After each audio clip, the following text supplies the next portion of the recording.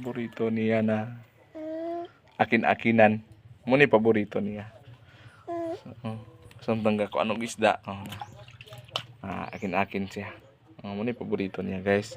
Muna good. Tanawa lang ninyo.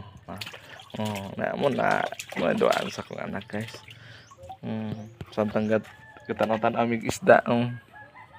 Chuchus. Akin din siya. Relax ba? Relax. Muna. Dala.